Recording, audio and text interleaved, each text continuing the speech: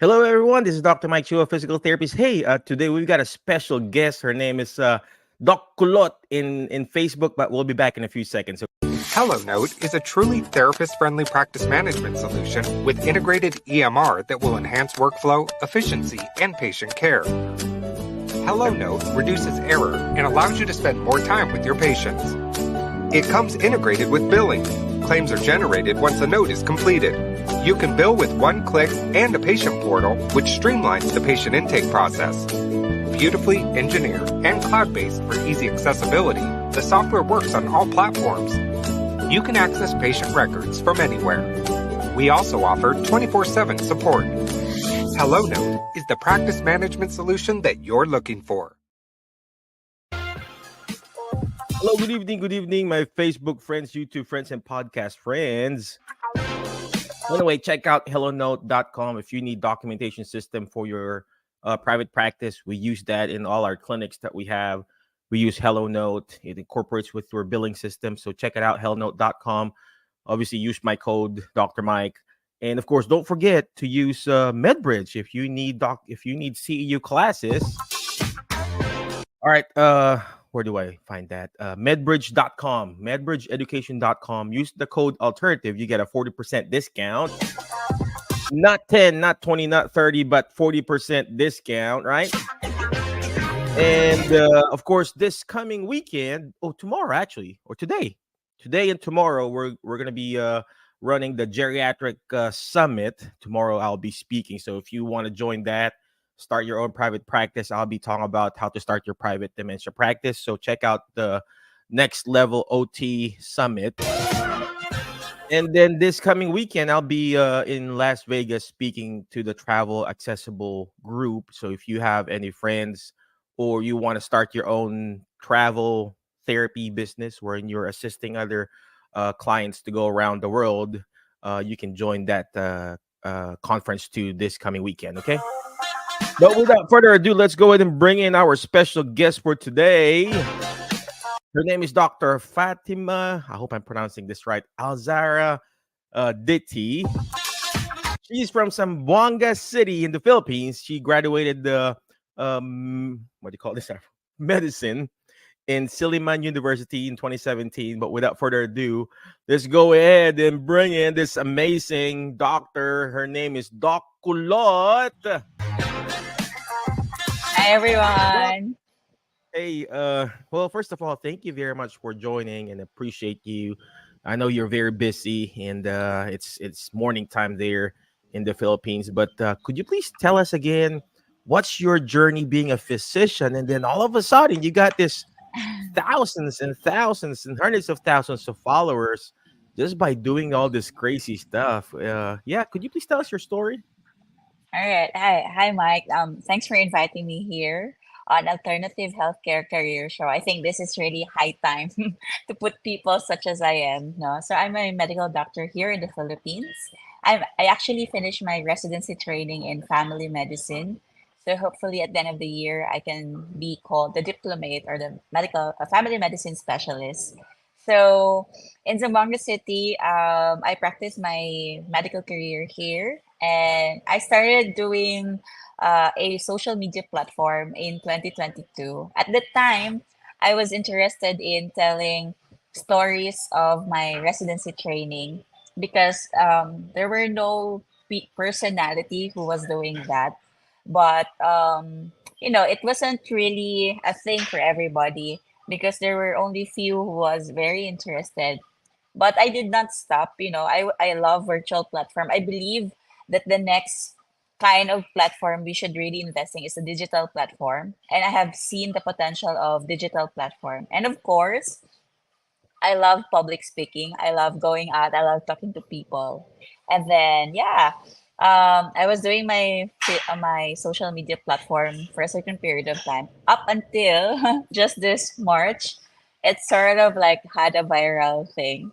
So I had one video that got viral, and then the next thing I know, it kept coming. People kept coming into my page. So if you've noticed on my screen like now, I have this like Doc Kulot, doctorism and breadwinnerism. So if you're in the Philippines, and not really if you're in the Philippines. I believe if you're a very responsible person, you get to support a family also.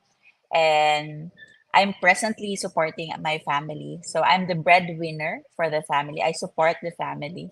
So most of my followers are a in the working group. They're trying to support their family too. So yeah, I was called doctorism and breadwinnerism on my platform. So yeah, I think Mhm. that all Wow. started like I don't know. Do you know Ali Abdal, Dr. Ali? He's actually a physician in somewhere in UK, and he's quit his job as a physician, and all he does is what you're doing, doing right. YouTube and live and just educating. And then imagine making. I mean, you know how much a physician makes in UK, right? And they Yeah, yeah, he's quit, and he's like making tons of money doing all these videos. And I know several therapists too here in the obviously here in the states. We're based in the states. They've quit their job just doing all these videos. I wish I could do it. I just can't. I got several clinics and employees, depending on me. But so what you mentioned about doing videos because you were in the residency program. So right. along the way, did you change and pivot? Is that what is that what happened? Yeah, I think that was the thing that was happening. You know, at the beginning, I wanted to share my residency training, what I do, because in the Philippines, family medicine practice is not really famous. People here, if they have illness or if they feel like a symptom, they go directly where the symptom is. For example, if they feel chest pain, they go directly to the cardiologist. If they feel abdominal pain, they go directly to the gastroenterologist.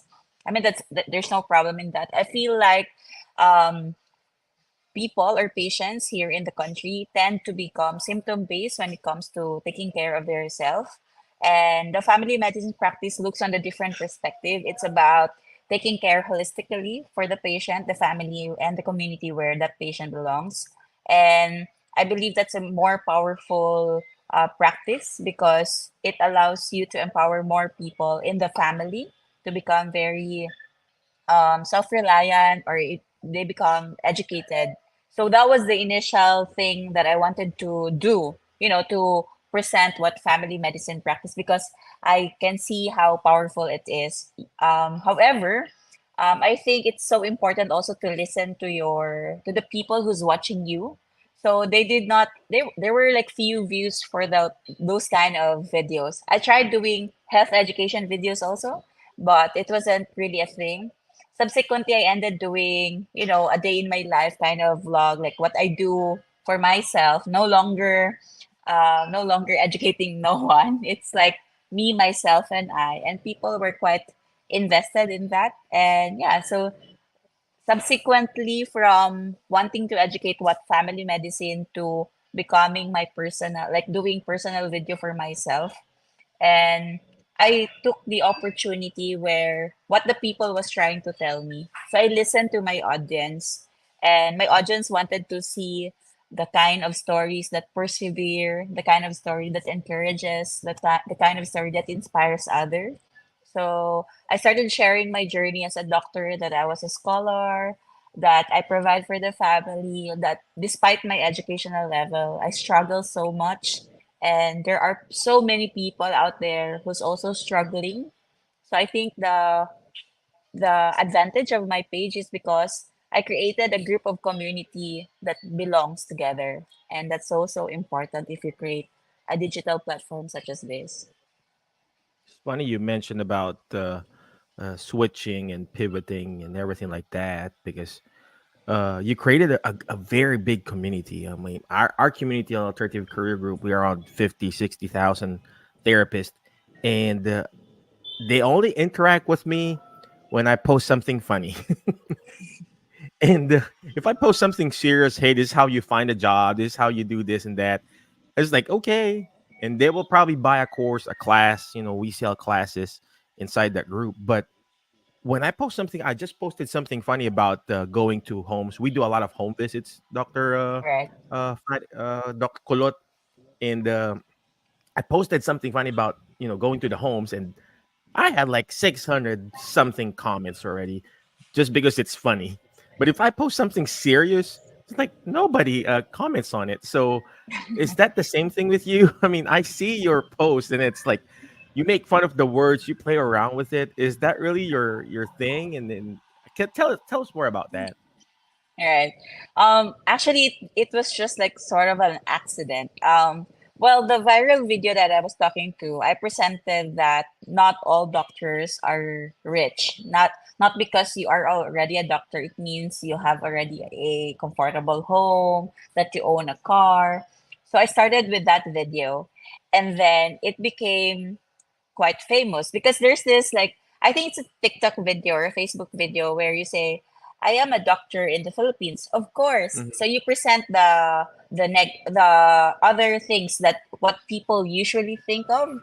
So it's sort of funny. And yes, many people interact with you with when you are funny. So what I did, since it was like viral, I thought of other things that will, that's some sort of like funny and I started with another video that also got viral where I actually massaged the feet of my mother. And Mhm. I was telling that in that video that that when you are a doctor, it is not effective. That your status as a doctor is not effective when you're at home, because at home it is your mom who is the boss. So I played around the word with ism. It's like Mhm. this is the exact word that I said. The doctorism is not effectivism in the housing, which I just blurted it out. There was no script. It was just spontaneous. My videos are spontaneous videos. Actually, I just cut it and put a little sound, but most of it there's no script. I So just you do your blurted it own out. editing yourself?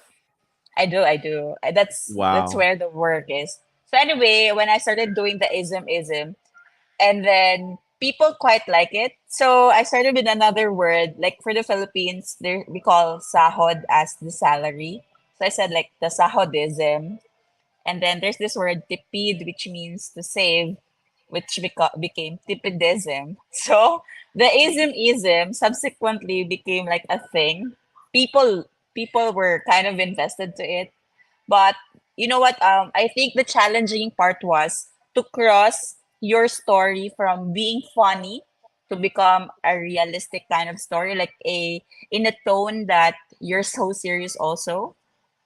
So I was so amazed, and I think it was a blessing also that from a funny video that got viral, I started to relay my personal story, which was serious, and my advocacy in life that growing up I had this curly hair. I became Doc Kulot because I have a curly hair, and that I was bullied when I was young, but um the words that tried to the words that tried to describe me was just words. It was me who tried to give meaning to those words, and I was telling my journey of how I overcame my insecurities, especially of my hair, and I have embraced it.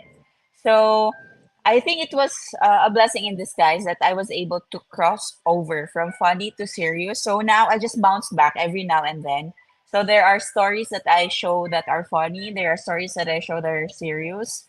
And I am very, very happy that I created a community with a sense of belongingness. So these people also like are invested with their own story. I receive messages every day. It's tons of messages, people telling me that whatever I am having today, that's what they experienced way back, and that they have become successful because they persevere some more. Or others are trying to tell that they wanted to finish school because they saw my story. So it's like people are either giving you encouragement or people are trying to say that they're encouraged by your story. So I'm so blessed actually that I was able to move from funny to serious, serious to funny. So hopefully to really grow the page some more. So yeah, Sir Mike, I think that's the blessing in disguise on my platform. Amazing, amazing. Yeah, I really like the story about. I mean, you even show your where you live and everything, and people really connect to that area. You know, I saw you washing your clothes by your hands, and everything like that. It's funny because it brings back memories back home for me. But seeing the background, you're showing it, and it's just people are able to connect, and your vulnerabilism, whatever you want to call it, it's just there. And see, I'm getting infected with your energy.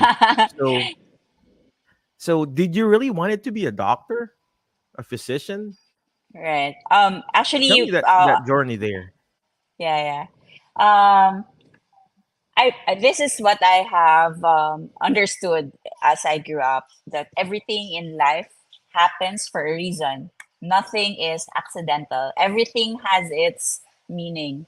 So in high school, I have already the passion to speak. I have already the passion to actually convey message. So at the time, my hope was to become a newscaster. My idea of a newscaster was Corina So you're Sanchez. So already she's doing it, kind of, right? yeah, yeah. So she's quite famous in the Philippines. So that was my thought. Secondly, because I came from an indigenous tribe from Tawi Tawi, I wanted to bring a representation of my story to the public. But that was in high school. So anyway, moving to college, I wanted to pursue mass communication because that was like the stepping stone to become a newscaster. However, my father at the time, when he was alive, he was telling me like, you know what, there is no, the future is in the medical field. You can like, consider your options going to abroad. And I have a cousin who's already a nurse in the abroad. So I felt like he discouraged me on pursuing newscaster. So he encouraged me to pursue nursing. And since my high school was of a nursing background, because I'm a graduate of a science high school here in Zamboanga, I So you were a pursued. nurse then? Yes, I'm a That was nurse. your I'm a pre-med? registered. Yes. Wow. So in nursing, as a way to rebel because I did not like it, or that was not really my option.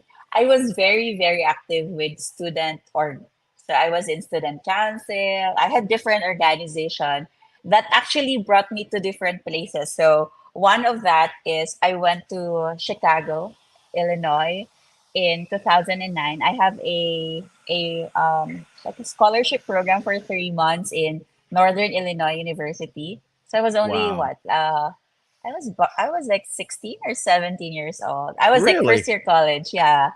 And Wow. then it led me to another working organization that brought me to India. So I was very, very active with different organization with different advocacy because I was active in student council. And then I met a doctor, a student doctor at the time. He was a medical student, Dr. Mike. He's now a dermatologist, actually. You have the same name.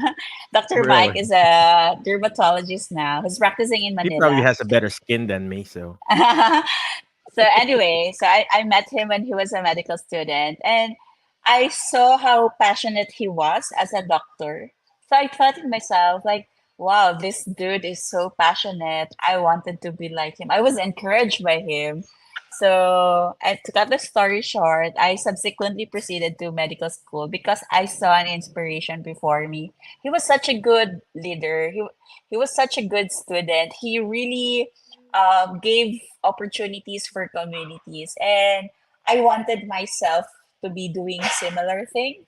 So I proceeded to medical school. So that was like the story of why I went to medical school. So looking back at it, if I pursued my newscasting course, I might have missed the chance of meeting Dr. Mike D. So Dr. Mike D is a very important person in my life story that really pushed me or encouraged me, inspired me to become a medical doctor. It was also through our small organization. We have this non-government non-governmental organization that up until now is still alive. We call it I Can Make a Difference Incorporated. Through that organization, I saw how efforts you can do for communities, how you can change their lives through different literacy program, education program, through environmental advocacy such as um, It's like changing bottles into something or changing plastics into something. So I was very, very exposed at a very, very young age with this kind of advocacy. So my passion and my love for community was there. My passion to speak was still there. So looking back at it now that I'm doing the platform, I still did my high school dream, to have a platform, to have a representation. So I think looking back at it, indeed, there's no accident in life. Amazing, amazing. I love what you said, Doc Kulot. There's a lot of things that she mentioned here, but you got to write things down. It's an opportunity for you to learn and be amazing in your community. So first thing that she said here, you got to find a hero. You need to find someone, a mentor that will guide you and mentor you. Doc Kulot, Dr. Fatima will not be here without that mentor. So it's very important that you find that mentor. I have mentors too. Another thing that she mentioned here is volunteering. You got to find something bigger, ladies and gentlemen. You just can't do this on your own. The reason why there's so much burnout in healthcare field, we're so focused in our job, we forget the act of giving. We forget the act of volunteering. There's power in a community where you're serving and giving without asking anything in return. So that's very important too. Another thing that she mentioned is about finding something about the word passion. It's very important that you have that. Remember the four P's. Your passion, your purpose in life, your productivity. You need something productive, and of course, your profit. If you may be passionate about it, but if you're not productive here and you're not profitable, you're gonna achieve burnout too. And that's what's happening in the healthcare field now. You got so much people who Right. are burned out. And I think this is where Doc Kulut has found her what you call ikigai in Japanese word. The zone of genius. She's making money, she's enjoying it, and she's using her healthcare doctorism field. So Doc Kulot, so after that, you met your mentor and you took action, right? So you took family med. Where are you now? What are you doing now? Are you still working as a physician aside from all this millions of followers that you have? Right. So presently, I'm still in a government agency here in the Philippines. Honestly, I just want to like give a big picture. Um, Hospitals here in the Philippines are very dynamic when it comes to like platforms such as this. So I try my best to remove myself in my white coat because I don't want to be affiliated to any agency because I want to bring my own story, no longer the story of a doctor. Although Right. it's also an advantage because everywhere I go now, people has an identity of who I am. So I think that's like a window of opportunity if I start my practice here in here in my city at least, people would have an identity of or at least can identify who I am. But I'm trying my best. Like at this present time, I want to maximize my own story as a person, as a breadwinner, as someone who provides for the family, as someone who struggles, as someone who have overcome insecurity. I want to put myself on that kind of storyline, because there's also a what do you call it? A challenge, I guess. A challenge because if you put yourself as a doctor out there, automatically people will ask for consultation. People will ask questions and they would like fish out you, like example, like, doc, what is the medicine for this? They try to fish you out because I believe they want to miss or to skip the going into the hospital or going to into the clinic.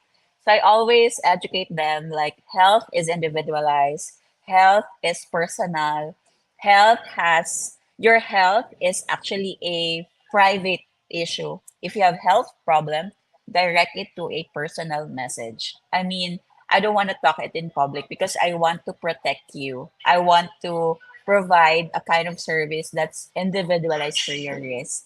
So right now, I'm trying to transition myself outside my white coat because I don't want to people think of me as a doctor. Although as I was saying earlier, there's really an opportunity for me to like build a clinic here. But right now, I will have to take my diplomate exam by end of this year.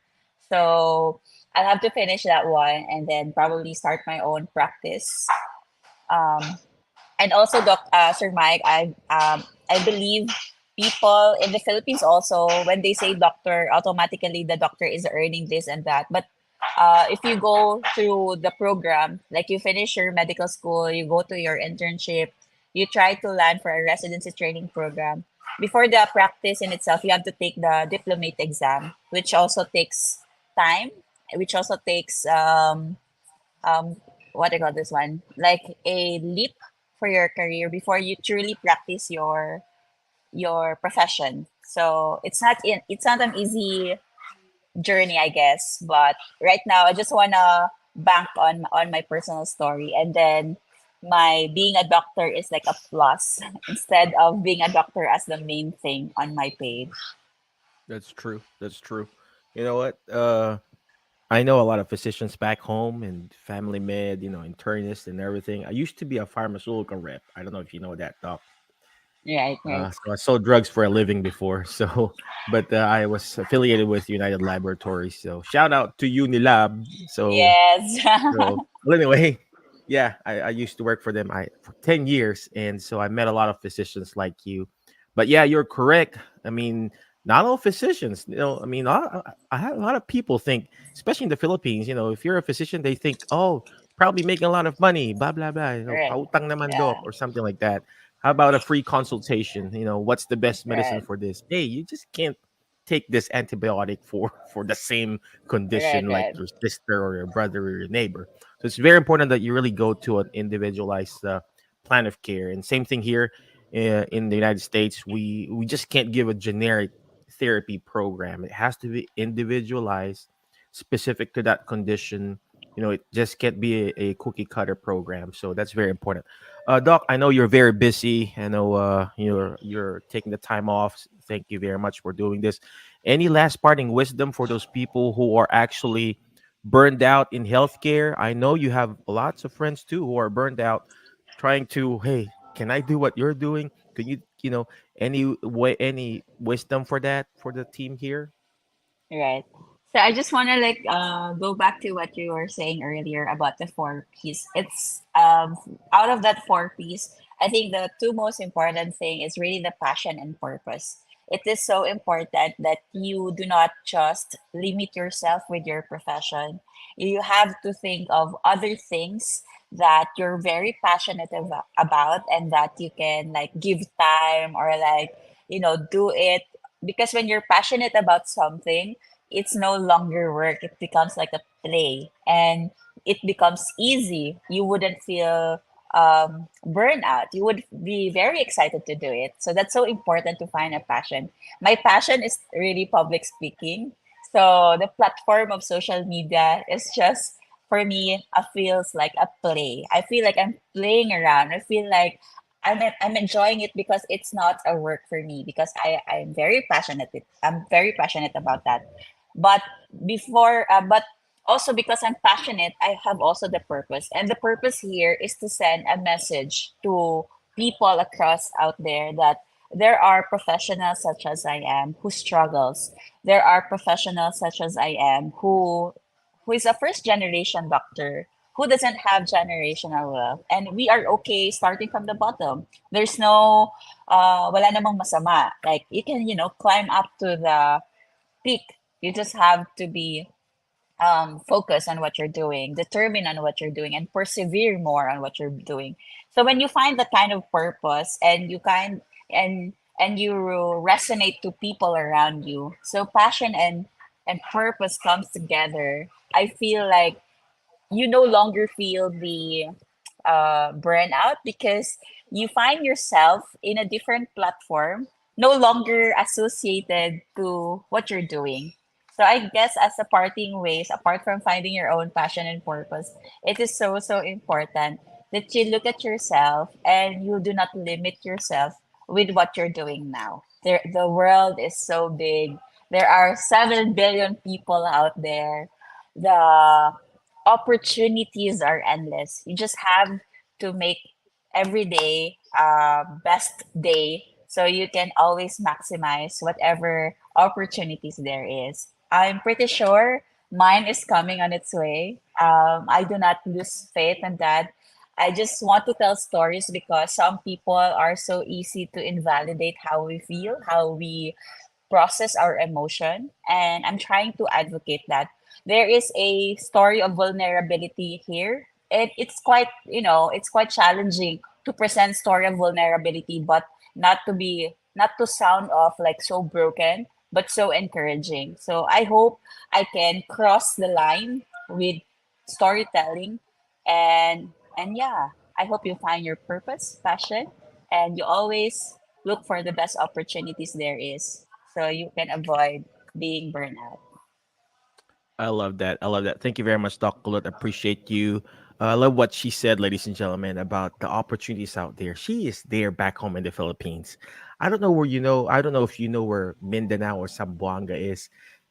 If you're gonna look at it coming from the United States and look at Zamboanga City, you'd think, "Oh, why would I go there?" You'd think it's there's no opportunity, but look at her. She's there. She's making the most out of it.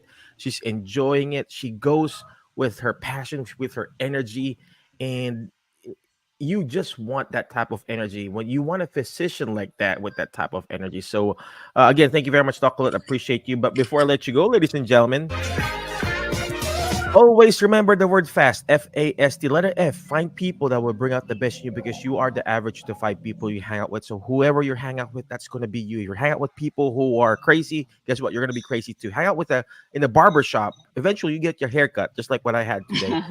Find people that will bring out the best in you.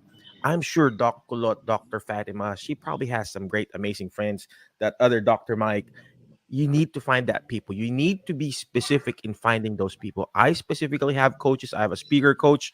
I'm sure somebody out there, Dr. Fatima, has a speaker coach too. Find that coach that will bring out the best in you. Next letter is letter A. Take action. All this stuff that we're doing is not going to do me good. It's not even going to do her good if you don't take action. Take action. Go to her website. Go to her Facebook page or whatever page that she has. She's got so much followers. I can even keep up. Take action. Reach out to her. Ask her questions, not medical, but other stuff. If you want medical stuff, go to her clinic. Go to her wherever NGO she's working, non-governmental organization. Go to her and ask her there. All right. Next letter is letter S on the word fast. Letter S is shoot for the moon. Why? If you keep shooting for the moon, you're gonna miss it. You're gonna be landing with the stars. Guess what? You keep shooting, you're gonna miss. You're gonna fail. Life is not all about winning. You will also lose. It's a game. But it doesn't matter how many times you failed or fallen or got sick. What matters is how many times you get up and do this all over again. Okay. So I'm sure Doc Fatima or Doc Kulot also had some failures in life, but she kept on going. She kept on pushing forward. All right. Last letter is letter T is teach it. Why? Because when you hear it, you forget. When you see it, you remember. But when you're actually teaching it, that's what Dr.